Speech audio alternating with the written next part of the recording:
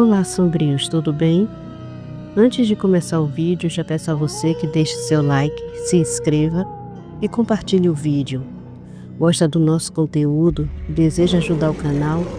Clica no botão de valeu e contribua com o que seu coração desejar, ou seja membro. Faça parte do clube de canais, acesse o link na descrição do vídeo e veja qual categoria é mais confortável para você e faça sua inscrição. Também não esqueçam de hypar o vídeo, porque isso ajuda no engajamento. Eu estarei deixando o Pix na descrição do vídeo e peço a todos que dão valeu que troquem pelo Pix. Não importa o valor, vai estar me ajudando muito, mas estejam à vontade para ajudar como quiserem. Desde já eu agradeço. Bernardo recostou-se confortavelmente na poltrona em frente ao prefeito, ajeitando-se como uma aranha prestes a afiar uma teia pegajosa de desconfiança e medo. Era por volta de 1988, começou ele, com um tom arrastado quase íntimo, como quem revela um segredo macabro. Naquela época, a mansão Bonerges estava no auge. A família vivia ali com um filho único, Martins Bonerges, de 10 anos. Na mesma época, várias fazendas próximas e sítios pequenos começaram a sofrer ataques de uma criatura estranha, que mutilava o gado e se alimentava de suas entranhas. No início, achamos que fosse algum animal selvagem, mas logo pessoas começaram a desaparecer. Foi só então que as autoridades realmente se preocuparam. Bernardo fez uma pausa calculada, observando a expressão do prefeito Adriano Sampaio, cujas sobrancelhas franzidas e postura rígida demonstravam atenção e tensão crescente. A história despertara a curiosidade e o receio do prefeito, principalmente por conta dos boatos atuais de uma fera, como o povo dizia, está atacando na periferia. Bernardo sentiu isso como um predador sentindo o cheiro do medo de sua presa. Talvez agora a história da fera que ele sutilmente espalhou ganhasse força e veracidade, gerando a negatividade esperada contra Bonerges. Nesse meio tempo, continuou ele no mesmo tom sério e sombrio, a família Bonerges foi se tornando mais reclusa. Faziam viagens frequentes, sempre com o pequeno Martins. Claro, o povo notou, e nós vizinhos fomos lá saber o que se passava. Eles nos disseram que o garoto estava muito doente. Disseram que era uma doença rara e que procuravam especialistas que pudessem ajudá-los. Bernardo entrelaçou os dedos, sorrindo com ironia. Mas nunca mencionaram qual era a doença. Bernardo inclinou-se um pouco mais para a frente, como quem revela uma confidência sombria. Foi uma das empregadas que nos contou, meio sem querer, que a doença do menino era algo além da compreensão. Ela dizia que ele estava se transformando em um animal. Os olhos de Bernardo brilharam com uma malícia calculada. Segundo ela, o corpo do menino estava coberto de pelos. Os olhos pareciam os de uma fera, e ele até rosnava. Ela nos disse que ele vivia trancado no quarto para evitar que atacasse alguém. Sabe como é o povo, Sampaio? Logo associaram as mutilações dos animais e o sumiço das pessoas ao filho monstro de Jonas Bonerges. Mas sem provas nada podia ser feito. A intensidade na voz de Bernardo parecia crescer a cada palavra, como uma sombra envolvendo a sala. Adriano Sampaio desviou o olhar por um instante, sentindo o peso daquelas revelações estranhas e inquietantes. Não era difícil associar Martins Bonerges a uma fera. Sua aparência já incentivava o pensamento. Mas quando lembrava das poucas vezes em que se encontraram e do jeito sério, educado e gentil com que Martins se mostrava, ficava impossível vê-lo como a fera descrita por Bernardo. Contudo, ainda que tentasse manter a compostura, o jeito que Bernardo falava fazia um calafrio subir pela espinha. Bernardo notou o desconforto do prefeito e apertou o cerco. até que encontraram o corpo do advogado Rafael Novais nos arredores da mansão. E sabe quem estava lá, sobre o cadáver mutilado? Bernardo sorriu de canto, saboreando a próxima frase. Aquele garoto. Mas ele não parecia mais um garoto. Tinha a aparência de um cão coberto de pelos e olhos brilhando como um amarelo animalesco. Quando viu o povo se aproximando, ele rosnou. Era como ver uma fera encarando sua próxima presa. Assim nos contou uma testemunha que vira tudo antes de chegarmos. A tensão na sala era quase palpável. O prefeito Sampaio, até então cético e tentando esconder sua incredulidade, sentiu sua convicção vacilar. A ideia de que o monstro da história agora estivesse de volta à cidade, disfarçado de empresário, como o povo falava, assombrava-lhe a mente. Aquela maldita família fugiu de Paraty, continuou Bernardo, a voz mais baixa, porém carregada de veneno. Levaram seu filho monstro junto. Naquela época, o pequeno Martins Bonerges, com apenas 10 anos, já era responsável pela morte e desaparecimento de pelo menos 5 pessoas. E agora ele está de volta, um homem feito, mais velho e mais experiente. Por certo, já aprendeu formas sutis de matar e esconder suas vítimas. Bernardo pausou de propósito, observando a reação do prefeito. Ele percebia o conflito estampado no rosto de Adriano, que tentava processar aquelas informações perturbadoras, tentando decidir se acreditava ou não na narrativa sombria que Bernardo lhe tecia. E Bernardo não perdeu tempo em intensificar a dúvida. Eu lhe pergunto, Sampaio, como vai ficar a sua credibilidade? Como ficará a imagem de Paraty quando esse monstro começar a caçar novamente? O que pode ser hoje, amanhã, ou quem sabe já não esteja caçando entre os habitantes da cidade? A voz de Bernardo era quase um sussurro ameaçador. Como você explicará ao povo a sua associação com um assassino, um monstro que mata e se alimenta de pessoas, enquanto se camufla de benfeitor da cidade? O prefeito engoliu em seco, tentando manter o controle, mas a ansiedade já lhe traía nos olhos.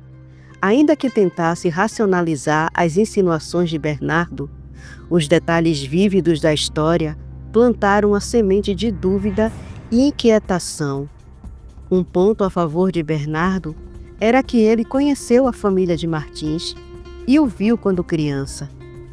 Por um instante, as palavras de Bernardo ecoaram na mente de Adriano, levando-o a ponderar o preço de ignorar o aviso de seu amigo e o impacto de permitir que Martins Bonerges ganhasse popularidade e poder em Paraty. E se as insinuações de Bernardo estivessem certas? E se Martins fosse mesmo a fera? E se ao apoiar Martins Bonerges, estivesse assinando sua sentença de morte política? Bernardo percebeu com satisfação que atingira seu objetivo. O prefeito estava claramente perturbado, travando uma batalha silenciosa entre o receio e o senso de justiça. Sabendo que aquela revelação obscura estava gravada na mente do prefeito, Bernardo levantou-se com um ar de falsa casualidade e despediu-se, deixando Adriano a sós com seus pensamentos pesados e intranquilos. A semente da dúvida havia sido plantada e ele sabia que floresceria a cada instante que Adriano permanecesse ali, refletindo sobre o passado sombrio de Martins Bonerges. Mas não permitiria que a semente da dúvida fizesse seu trabalho a longo prazo. Daria um jeito de acelerar a decisão do prefeito e barrar Bonerges de uma vez por todas. Assim que Bernardo saiu, Adriano deixou escapar um suspiro longo, encarando a porta fechada, ainda abalado pela avalanche de informações que lhe fora imposta. Depois de alguns minutos em silêncio, um sentimento de urgência o acometeu. Ainda que a aparência de Martins Bonerges fosse alarmante, como aqueles dentes afiados e a quantidade comum de pelos que o cobriam, que eram de fato perturbadores, Adriano não se permitiria tomar uma decisão com base em meras suspeitas e relatos incertos. O prefeito endireitou-se na cadeira, recordando-se de sua promessa de campanha. Seria um prefeito justo, capaz de ouvir todos os lados antes de agir. Apesar de Bernardo ser um velho amigo, Adriano sabia que muitas vezes o homem deixava-se guiar por rivalidades e preconceitos. Adriano não poderia se dar o luxo de agir com parcialidade, ainda mais em uma questão de tamanha gravidade, que não apenas afetava a vida de Martins Bonerges, mas também a reputação e a segurança de Paraty. Determinado, Adriano decidiu que no outro dia pela manhã faria uma visita a Martins. Queria ver por si mesmo, sentir a energia daquele homem que, segundo Bernardo, escondia uma natureza monstruosa. No resto daquele dia, ele tentava racionalizar a estranheza da aparência de Martins. Certamente aquele meio sorriso com caninos proeminentes e as unhas escuras e levemente alongadas eram incomuns. Mas seriam eles indícios reais de algo maligno? Talvez fosse apenas uma característica física peculiar e inofensiva, ou sintomas de sua doença misteriosa, pensou. Mesmo assim, Bernardo tinha plantado uma imagem que ele não conseguia afastar. Uma figura sombria, quase animal, de olhos que brilhavam como os de uma fera. Martins, já cansado do trabalho rotineiro em seu escritório, levantou-se para buscar uma pasta que guardava na estante.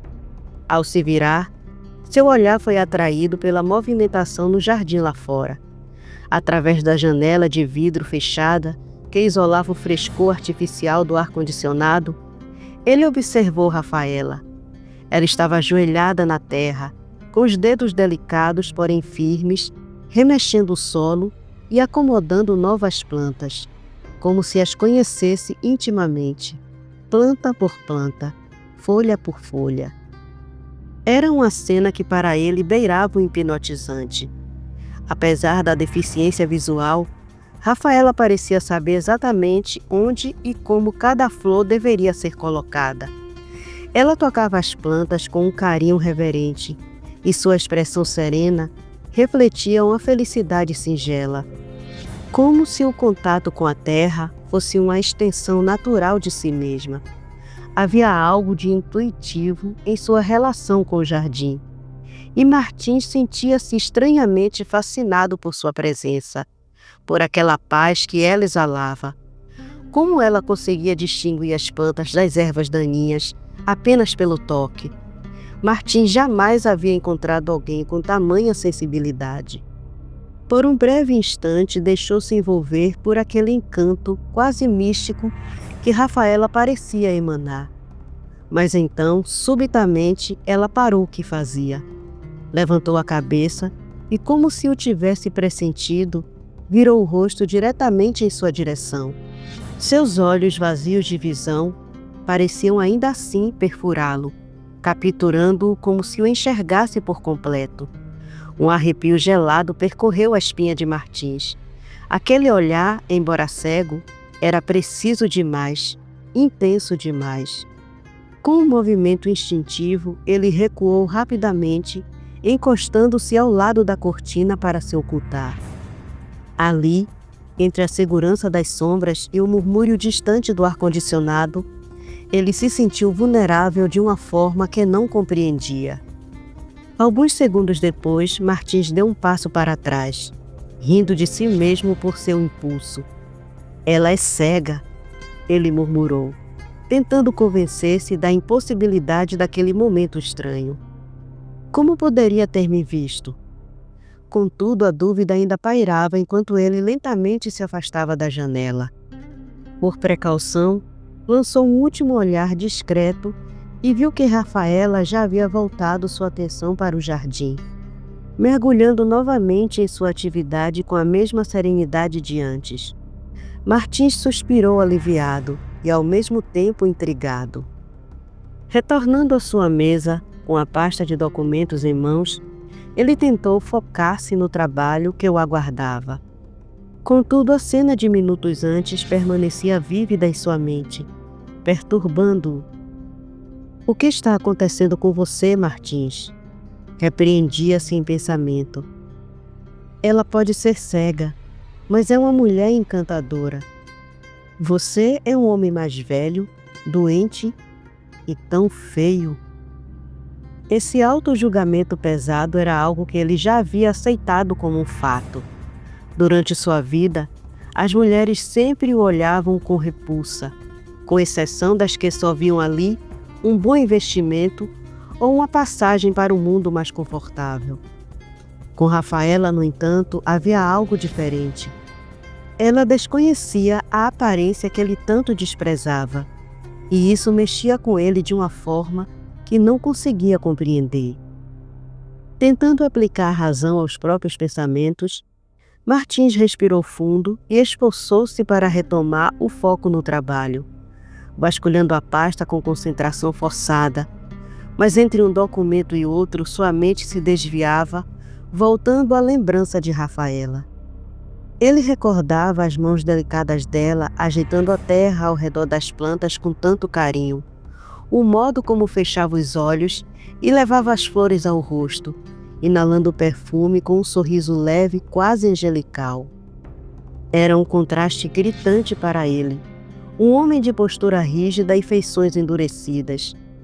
Martins nunca se permitira momentos de simples apreciação, de conexão tão pura com o mundo ao redor. Sentia-se pela primeira vez como um adolescente tímido, diante de uma admiração proibida, como se o contato silencioso de Rafaela com o jardim lhe oferecesse uma perspectiva de vida que jamais havia experimentado. Com um suspiro resignado, ele fechou os olhos por um instante, questionando-se se aquele fascínio incomum era mais que um capricho passageiro. Ao final daquele dia, Martins resolveu encerrar o trabalho, mas em vez de se retirar para descansar, sentiu uma inquietação latente que o empurrou para a biblioteca da casa. Ao se ver diante da velha estante de madeira escura, uma relíquia da família há gerações, ele experimentou uma estranha sensação de vazio. Não sabia ao certo por que estava ali. Seus olhos percorriam distraídos os lombos desgastados dos livros, mas nenhum título parecia prender sua atenção. Era um tédio pesado como um véu que o impedia de mergulhar na leitura. No entanto, no fundo de si, ele sabia o que realmente desejava: voltar a observar Rafaela, mesmo que fosse à distância sem que ela soubesse. Com um suspiro prolongado, Martins ergueu a mão e começou a passar os dedos pelos livros, como quem busca algo sem saber exatamente o que. Era um gesto automático, um movimento inconsciente, mas de repente surgiu algo diferente entre os dedos. Um envelope ligeiramente desgastado, escondido cuidadosamente entre 2 volumes. Aquela descoberta inesperada capturou sua atenção, despertando uma curiosidade que há muito não experimentava. Ele retirou o envelope com cuidado, notando o tom amarelado do papel e a espessura delicada que denotava sua antiguidade.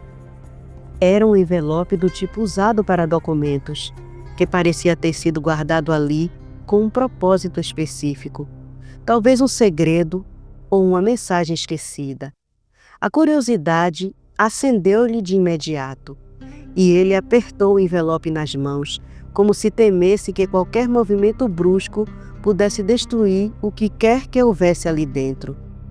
Ainda imerso na dúvida sobre o que encontrar ali, Martins abriu o envelope lentamente, quase com reverência, imaginando que segredos a família Bonerges poderia ainda revelar.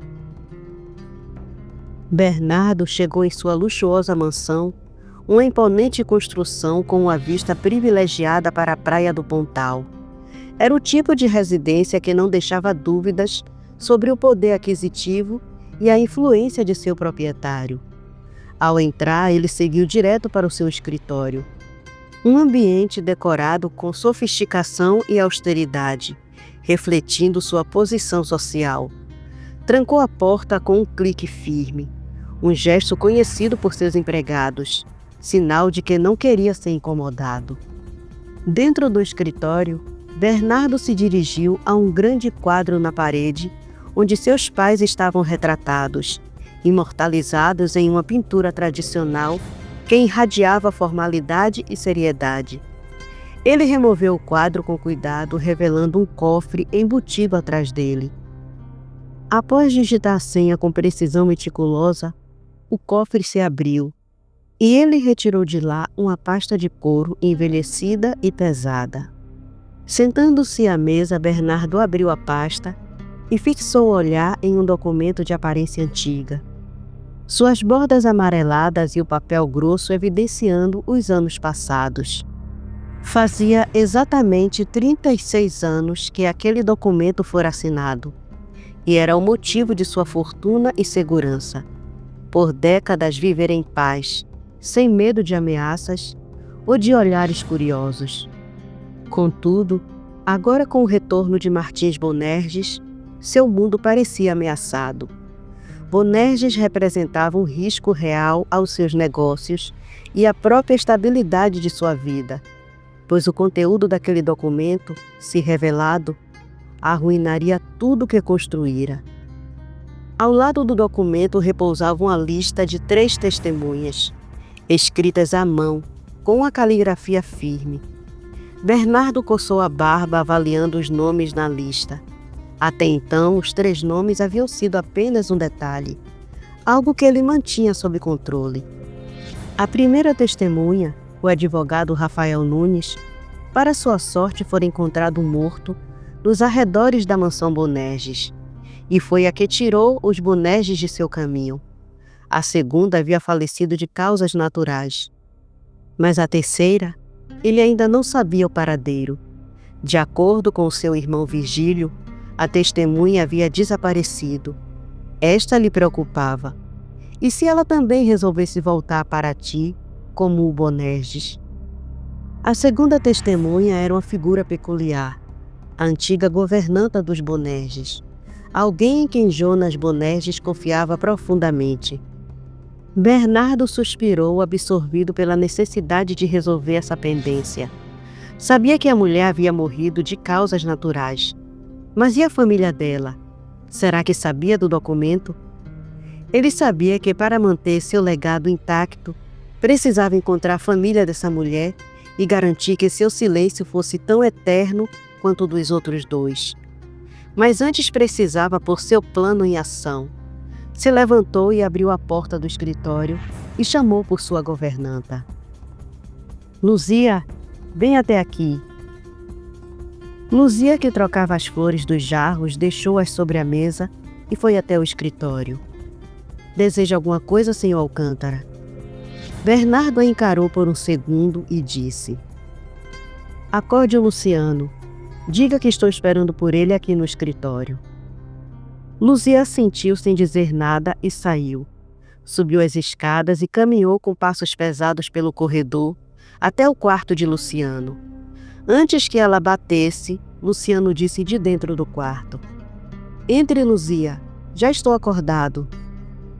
Luzia suspirou e abriu a porta. Ele estava deitado na cama, mexendo no celular. Ela foi até a cama e sentou na beirada e disse: seu tio quer vê-lo e não está com cara de bons amigos. Luciano sorriu sem tirar os olhos do celular e respondeu: ele nunca teve cara de bons amigos, convenhamos, Bá.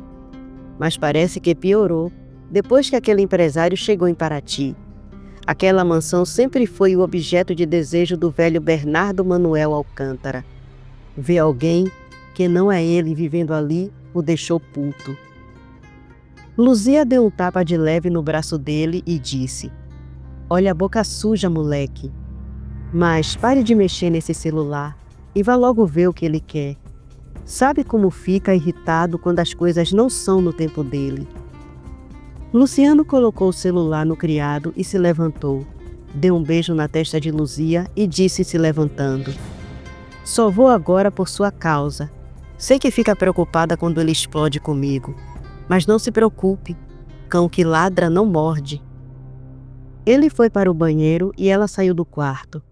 Suspirou, já sentindo o coração acelerar. Sabia muito bem por que Bernardo queria a presença de Luciano com aquela urgência. Algum desafeto teria seu fim decretado, e mais uma morte seria acreditada ao rapaz. Ela desceu as escadas e voltou aos seus afazeres, sentindo o corpo pesar como se carregasse um mundo nas costas. Infelizmente, ele, ela e muitas outras pessoas estavam presas a Bernardo por alguma chantagem, e só lhe restava servi-lo. Limpou uma lágrima que escorria dos olhos e pediu à Virgem que protegesse o rapaz. Luciano desceu as escadas e bateu na porta do escritório. Ouviu o tio mandá-lo entrar, e depois de fechar a porta atrás de si, se largou em uma poltrona de frente para o tio e perguntou: "O que o senhor deseja de mim, tio Bernardo?" Bernardo lançou um olhar desdenhoso para o sobrinho e suspirou ao ver a postura dele e o deboche na voz. Fechou a pasta de documentos e pegou um post-it onde anotou o endereço, o entregando a Luciano e disse: "Esta é uma das minhas casas de aluguel.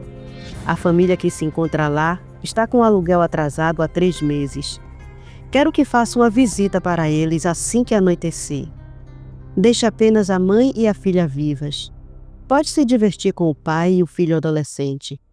Mas quando matá-los, quero que faça um estrago." Luciano ficou sério. Pegou o papel e percebeu que o endereço não era da periferia como de costume. Era um bairro residencial um pouco afastado do centro e território de Dominique.